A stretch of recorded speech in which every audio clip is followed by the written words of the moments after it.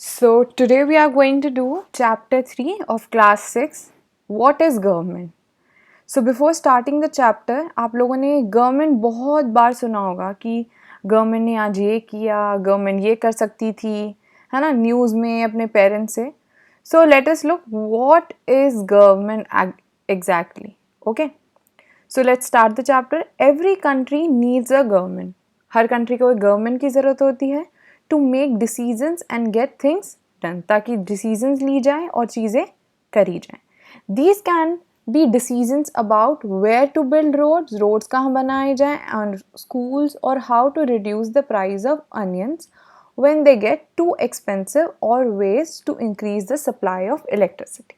जब भी कोई चीज़ों की प्राइस ज़्यादा हो जाते हैं, एक्सपेंसिव हो जाती है कोई चीज़, तो उसको कैसे ठीक किया जाए, इलेक्ट्रिसिटी की सप्लाई को कैसे मेंटेन किया जाए, etcetera.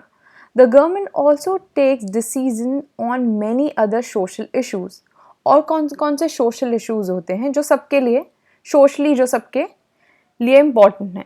For example, it has several programmes to help the poor. ऐसे काफ़ी प्रोग्राम्स है जिससे गवर्नमेंट किसकी हेल्प करती है, पुअर की. It does other important things such as running postal and railway service. Postal आपके जो आप लेटर्स वगैरह सेंड करते हैं, और रेलवे सर्विसेज के बारे में आपको पता ही होगा, आप ट्रैवल कर रखे होंगे रेलवेज के through. Okay. So now coming on the next page, the government also has the job of protecting the boundaries of the country. इसके साथ साथ आप अंडरलाइन कर सकते हैं, जो गवर्नमेंट है वो हमारी कंट्री की जो बाउंड्री है उसको भी प्रोटेक्ट करती है. And maintaining peaceful relations with other country, और कंट्रीज़ के साथ पीसफुल रिलेशंस मेंटेन करके रखना, कोई लड़ाई ना हो, अच्छे रिलेशन, जैसे हम अपने नेबर्स के साथ मेंटेन करते हैं, अपने फ्रेंड्स के साथ, अपने रिलेटिव्स के साथ, हर किसी के साथ. It is responsible for ensuring that all its citizens have enough to eat. और गवर्नमेंट ये ज़रूर श्योर करके रखती है, गवर्नमेंट की ये रिस्पॉन्सिबिलिटी है कि सभी सिटीजन्स के पास खाना है, गुड हेल्थ फैसिलिटीज़ हैं. When there are natural disasters like tsunami और अर्थक्वेक, प्लीज़ मेंशन कर ले कि जो सुनामी और जो अर्थक्वेक है ये क्या है, नेचुरल डिज़ास्टर्स. ये मैन मेड डिज़ास्टर्स नहीं हैं, नेचुरली अकर होते हैं, tsunami and earthquake. It is the government that mainly organizes aid मतलब help, and assistance for the affected people. जो लोग इसमें से प्रभावित होते हैं, जो लोगों को इस नेचुरल डिज़ास्टर्स के वजह से उनको लॉस हुआ है, उनको घर में कुछ ना कुछ प्रॉब्लम हो गई है, उनकी फैमिली लॉस, और you can say infrastructure loss हो गया, घर टूट गया उनका. If there is a dispute, और if someone has committed a crime, अगर कोई भी लड़ाई हुई है, डिस्प्यूट मतलब लड़ाई, या फिर किसी ने कोई क्राइम कमिट कर दिया है, किसी ने कोई अपराध कर दिया है, courts are also part of the government. तो उसको कोर्ट जाना पड़ता है, आपको पता ही है ये. Perhaps you are wondering how government managed to do all this. अब आप ये सोच रहे हो कि गवर्नमेंट कैसे ये सब करती है, and why it is necessary for them to do so, और गवर्नमेंट के लिए ये सब करना क्यों ज़रूरी है. When human beings live and work together, there need to be some amount of organization so that decisions can be made. जैसे आपके घर में आपके पेरेंट्स डिसीजन लेते हैं, मम्मी या पापा, कोई भी या दोनों मिलकर. सो सिमिलरली ऐसे गवर्नमेंट को या एक ऐसी ऑर्गेनाइजेशन की ज़रूरत होती है ह्यूमन बींग्स को, ताकि वो एक साथ रहकर काम कर सके और उनकी डिसीजन मेकिंग में कोई ना कोई हेल्प करता हूँ. Can you list 3 things that the government does which have not been mention. और गवर्नमेंट इसके अलावा क्या करती है, 3 things you can write down. जैसे कि गवर्नमेंट हमें फ्री मेडिकल फैसिलिटीज़ का हो गया, है ना. इसके अलावा गवर्नमेंट हमारे लिए स्कूल्स भी मेंशन है. So there are 3 other things जो गवर्नमेंट हमें वाटर सप्लाई देती है, ठीक है. गवर्नमेंट हमारी बाउंड्रीज़ को प्रोटेक्ट करके रखती है, ये हो गया है. गवर्नमेंट हमें जॉब एश्योर करती है कि जॉब मिलती रहे लोगों को, है ना. अभी पेंडेमिक के टाइम पे आपने देखा होगा गवर्नमेंट ने हमको फ्री वैक्सीन्स प्रोवाइड किए. Okay. So some rules have to be made that apply to everyone. So government is there to make rules. For example, there is need to control resources. Resources होते हैं जैसे हमारे पास घर में जो हमारे जितना भी स्टॉक रखा है, आटा रखा है, दाल रखा है, ये सारे रिसोर्सेज हैं। सो ऐसे ही कंट्री के पास भी रिसोर्सेज होते हैं। And to protect the territory of a country, हमारी कंट्री की जो लैंड है उसको प्रोटेक्ट करके रखना। So people can feel secure, जैसे हमारी आर्मी करती है, पुलिस करती है लोकल लेवल पे, बीएसएफ है आपकी। Governments do this on behalf of their people by exercising leadership. जो गवर्नमेंट है ये अपने लोगों के बिहाफ में करती है, सब जाके एक एक इंसान जाके रूल नहीं कर सकता, लीडर नहीं बन सकता। सो गवर्नमेंट ये काम करती है लोगों के बिहाफ में, taking decisions and implementing these among all the people living in their territory. ऐसे डिसीजन लेना, उनको इम्प्लीमेंट करना, लागू करना, ठीक है, और उसके जो भी लोग रह रहे हैं सबके ऊपर वो चीज़ इम्प्लीमेंट होती है। अगर आज कोई लॉ बनाए तो कल से वो फॉलो होगा। Levels of the government. Now that you know that the government is responsible for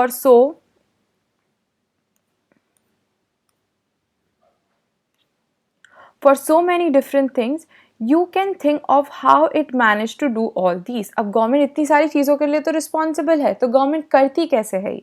the government works at different level.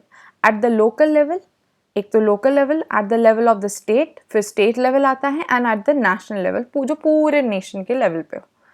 The local level means in your village. So हम इसको अंडरलाइन कर लेते हैं। लोकल लेवल का मतलब है हमारा village, town या लोकेलिटी, जिस लोकेलिटी में हम रह रहे हैं।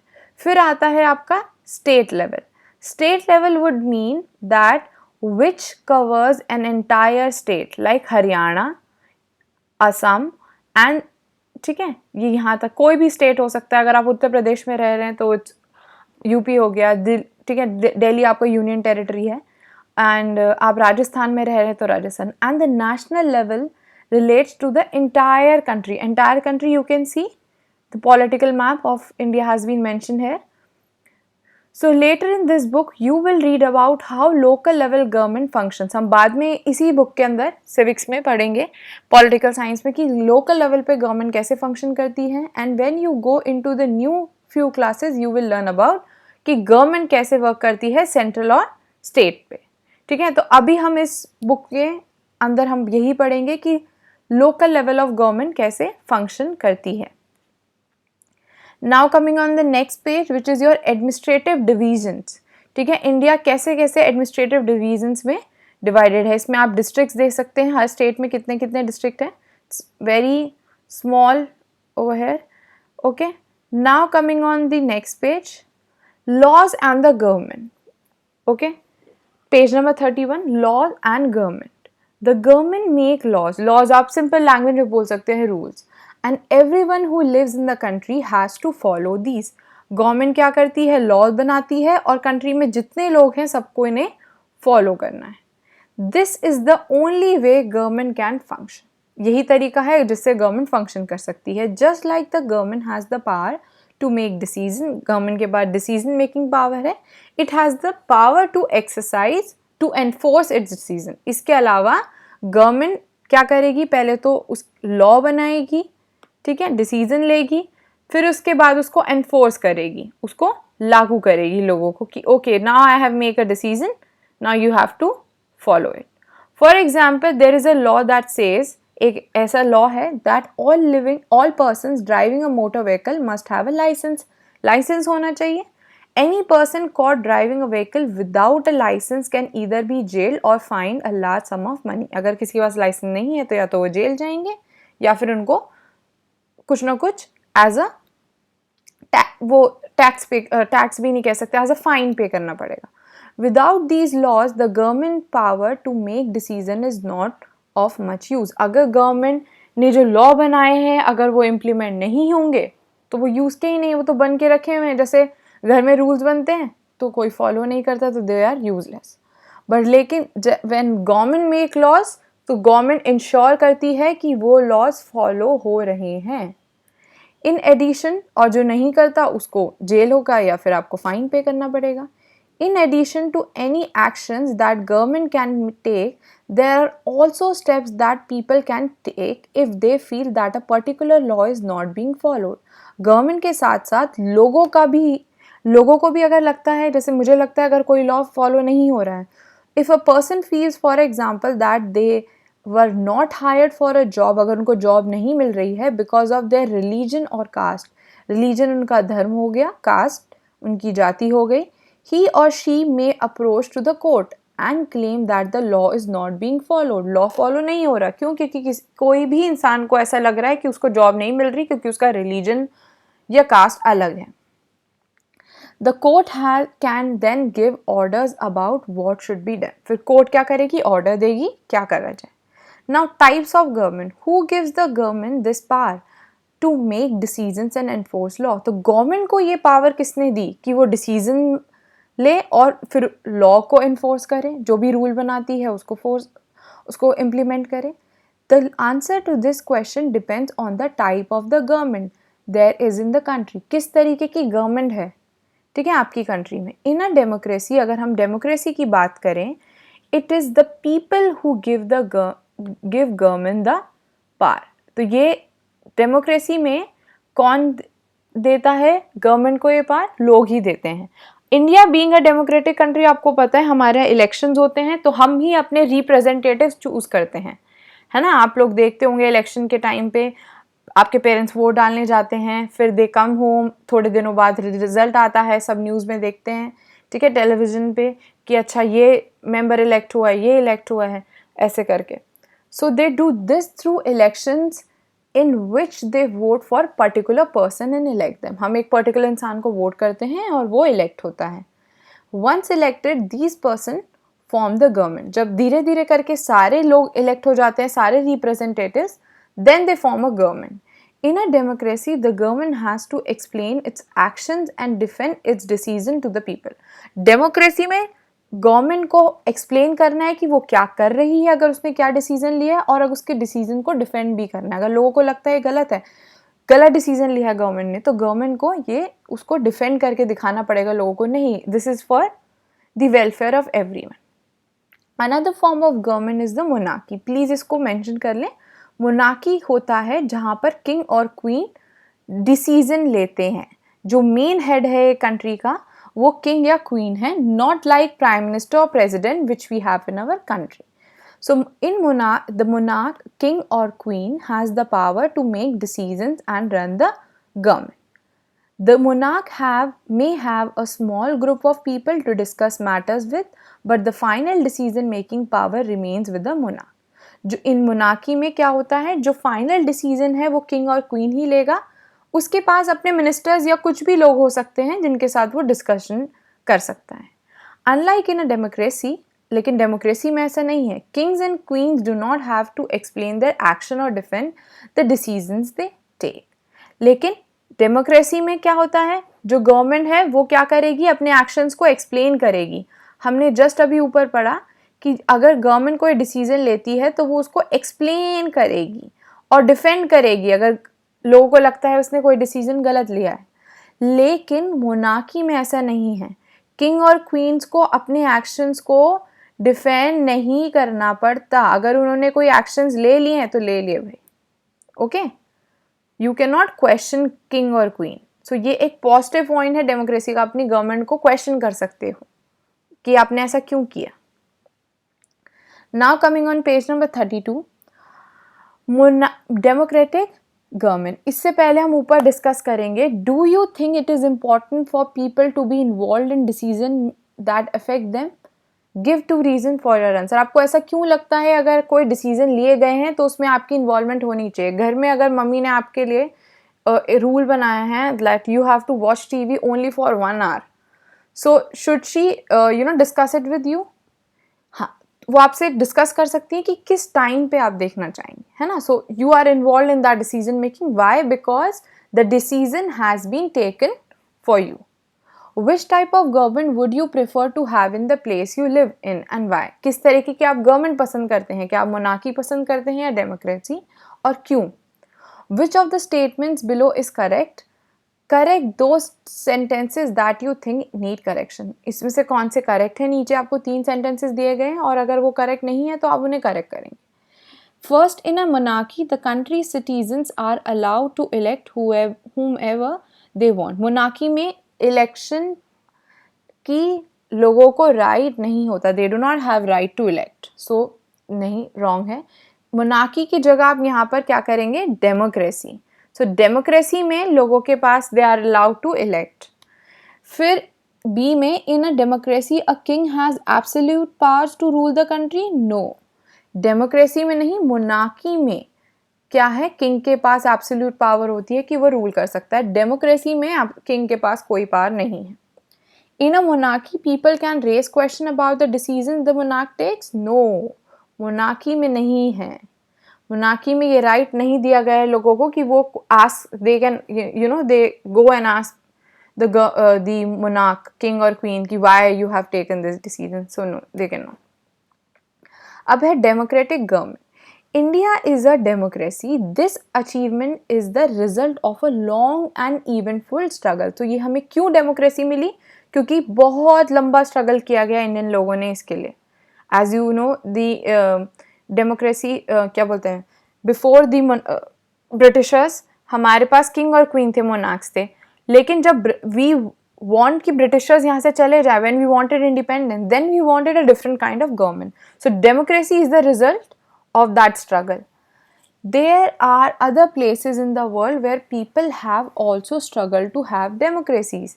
कौन कौन सी जगह है? You now know that the main feature of a democracy is that the people have the power to elect their leaders. So main power क्या है डेमोक्रेसी में लोगों के पास, कि वो अपने लीडर्स को इलेक्ट कर सकते हैं, वोट कर सकते हैं. So in a sense a democracy is rule by the people. तो डेमोक्रेसी को हम और क्या कह सकते हैं? डेमोक्रेसी है रूल बाय द पीपल, लोगों के द्वारा रूल करना. The basic idea is that people rule themselves by participating in the making of these rule. हम कैसे पार्टिसिपेट करते हैं? हम अपने रिप्रेजेंटेटिव को इलेक्ट करते हैं, हम इलेक्ट करते हैं उनको, और वो हमारे बिहाफ पे डिसीजन देते हैं गवर्नमेंट को, और गवर्नमेंट एक फाइनल डिसीजन बनाती है. Democratic government in our times are usually referred to as representative democracy. So हम अपनी कंट्री की डेमोक्रेसी को क्या बोल सकते हैं? और रिप्रेजेंटेटिव डेमोक्रेसी. ओके, सो आपको कोई रिप्रेजेंट कर रहा है. जैसे आपकी क्लास का मॉनिटर, अगर स्कूल के सभी मॉनिटर्स को बुलाया जाएगा तो जो आपकी क्लास का मॉनिटर है वो आपकी क्लास को रिप्रेजेंट कर रहा है at school level. In representative democracy people do not participate directly but instead choose their representative. So representative democracy में आप डायरेक्ट पार्टिसिपेट नहीं कर रहे, आप डायरेक्ट जाके पार्लियामेंट के अंदर नहीं बोल रहे कि भाई ये लॉ बनाओ. जो आपने लोग elect किए हैं, those people go there and they do that in the parliament. These representative meet and make, next page पे हम आएंगे, page number 33, decision for the entire population. ये सभी पूरी population के लिए लोग decision देते हैं. These days a government cannot call itself democratic unless it allows what it is known as universal adult franchise. एक कंट्री अपने आप को डेमोक्रेटिक तब तक नहीं कह सकती जब तक वो यूनिवर्सल एडल्ट फ्रेंचाइजी नहीं देती है अपने लोगों को. इसका मतलब क्या है? The right to vote for all its adults, जितने भी एडल्ट्स हैं. अब एडल्ट्स इंडिया में कितना सेट किया गया है? 18 ईयर्स से अब के लोग. But it was not always like this. Can you believe that there was a time when government did not allow women and the poor to participate in election?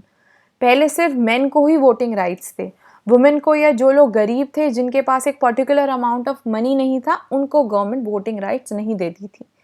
In their earliest forms government allowed only man. जब शुरुआत में ऐसी democratic government बनी तो वो सिर्फ main को allow करती थी हु ओन प्रॉपर्टी, जिनके पास प्रॉपर्टी थी, and were educated to vote. This meant that women, the poor, जो औरतें हैं जो पुअर थे, और जो प्रॉपर्टी लेस लोग थे, and the uneducated were not allowed to vote. तो ये पहले की बात की जा रही है जब शुरू में ये कंसेप्ट डेमोक्रेसी का आया. तो उस टाइम पे जो औरतें थी, गरीब लोग थे जिनके पास प्रॉपर्टी नहीं थी, and the uneducated people were not allowed to vote. The country was governed by the rules and regulations that these few men made. In India, before independence, only a small minority was allowed to vote. India में independence आने से पहले बहुत कम amount के लोग थे, बहुत कम number में लोग थे जिन्हें वोटिंग राइट से, and they therefore came together to determine the fate of the majority. और सिर्फ वो कुछ लोग क्या करेंगे, जितनी भी मेजॉरिटी लोग हैं उनके बिहाफ में अपने डिसीजंस लेंगे। तो ये गलत था, ठीक है। क्लास में सिर्फ एक इंसान को खड़ा करा जाए और बोला जाए कि वो सारे क्लास को के बिहाफ पे कोई चीज़ बोले। लोगों के ओपिनियन अलग अलग हो सकते हैं ना। Several people, including Gandhiji, were shocked at the unfairness of this practice and demanded that all the adults have the right to vote. तो गांधी जी को ये बहुत अनफेयर लगा और बहुत शॉकिंग लगा, तो उन्होंने डिमांड किया कि सारे लोगों को वोटिंग राइट्स होने चाहिए, एडल्ट्स को। This is known as universal adult franchise. Writing in the journal Young India in 1931, Gandhi ji said, Gandhi ji ने क्या कहा, I can not possibly bear the idea, मुझे ये सहन ही नहीं हुआ ये idea, that a man who has got wealth should have the right to vote, कि सिर्फ उन्हीं मैन के पास वोटिंग राइट होंगे जिनके पास वेल्थ है, but that a man who has got character but no wealth और literacy should have no right, no vote, और that man who works honestly by the sweat of his brow day in and day out should not have the right to vote for the crime of being a poor man। तो गांधी जी यहाँ पूरा explain कर रहे हैं कि सिर्फ एक wealthy man को ही वोटिंग राइट्स है, लेकिन एक ऐसा इंसान जिसके पास कैरेक्टर है, जिसके पास अपनी वैल्यूज हैं, बट और वो ऑनेस्टली पूरे दिन काम करता है, लेकिन उसके पास वेल्थ नहीं है या फिर ही इज़ अनएजुकेटेड, सो उससे ये वोटिंग राइट क्या किया जा रहा है, उसको नहीं दिया जा रहा है। सो this idea was very shocking for him. Okay, so now here the chapter ends. Coming on the green box at the top of page number 34, look at the maps on page number 29 and 30. They show the states, union territory and district of India. Okay, so name of the neighboring neighbors of India, आप वहाँ से देख के लिख सकते हैं। Name of your state or the union territory and its neighbor, आपकी कौन सी स्टेट है, या अगर आप यूनियन टेरिटरी में रहते हैं तो उसका नाम लिखेंगे एंड उसके नेबर्स।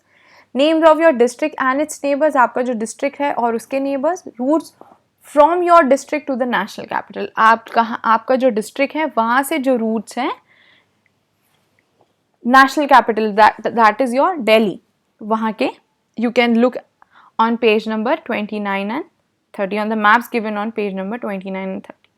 Please NCERT को बहुत ध्यान से पढ़ें. This is the basic of all the education you are going to get in your class 6, 7th and above. So please neglect नहीं करें NCERT को. It is very important from the point of view of your examination as well as enhancing your knowledge. आपकी knowledge को भी ये बहुत बढ़ाता है. First, please complete your NCERT word to word, फिर आप जाके किसी और रेफरेंस बुक को या एक्स्ट्रा कोई बुक को पढ़ें. But first make it a point कि आप NCERTs को अच्छे से पढ़ रहे हैं. Now coming just before ending this video, please come back to page number 32. Now in the blue box, nowhere in the world have governments willingly share powers. कहीं पर भी गवर्नमेंट अपनी पावर शेयर करना नहीं चाहती थी. हर कोई चाहता है भाई वो लीडर बने. All over Europe and USA, women and the poor have had to fight for participation in government. तो जैसे अभी हमने पढ़ा कि वुमेन को, पुअर लोगों को, उन लोगों को वोटिंग राइट से डिप्राइव किया गया था, उनको वोटिंग राइट नहीं दिए गए थे. तो ऑब्वियसली औरतें आएंगी आगे कि हमें क्यों नहीं दिए. So they have fighted for the right to vote. Women struggle to vote got strengthened during the First World War. This movement is called the women's suffrage movement, as the term used suffrage usually means right to vote. ठीक है, तो औरतों ने सबसे ज़्यादा इस चीज़ को ये कब हाईलाइट हुआ? During first war. During the war many men were away fighting and because of this women were called upon to do work that was earlier considered men's work. तो आदमी सारे लोग वॉर में थे तो औरतें जाके आदमियों के काम करती थी, लेबर का काम करना, and several other works. Many women began organizing and managing different kinds of work. When people say this, they began to wonder why they had created so many unfair stereotypes about women and what they were capable of doing. तो जब ऐसी situation हुई कि जब आदमी ही नहीं थे तो औरतों ने ही सारी मैनेजिंग करी, सारे काम करें, तो तब लोगों के दिमाग में आया कि we have been so unfair to women. कि हमने ये स्टीरियोटाइप बना रखा है कि औरतें सिर्फ घर तक ही रहेंगी, they should not go out and work. So ये तब जाके मिसकंसेप्शन क्लियर हुआ लोगों के माइंड में. So women began to be seen as being equally capable of making decision. तब जाके ये इम्पोर्टेंस पता चली कि women should also be given a say in decision making. औरतों को भी एक राइट होना चाहिए कि they should also participate in decision making. The suffragettes demanded the right to vote for all the women and to get their demands heard. They chained themselves to railings in public places. अपने आप को chain करके एक demonstration, एक तरीका उन्होंने choose किया कि हम ऐसे अपनी बात आगे तक पहुंचा सकते हैं. Many suffragettes were imprisoned, उनको जेल पहुंचाया गया, and went on hunger strikes भूख हड़ताल. And they had to be fed by force. उनको जबरदस्ती खाना खिलाया जाता था जेल में. American women got the right to vote in 1920, while the women in UK got to vote on the same terms as men some years later in 1928. So USA में women को 1920 में मिला और UK में 1928 में.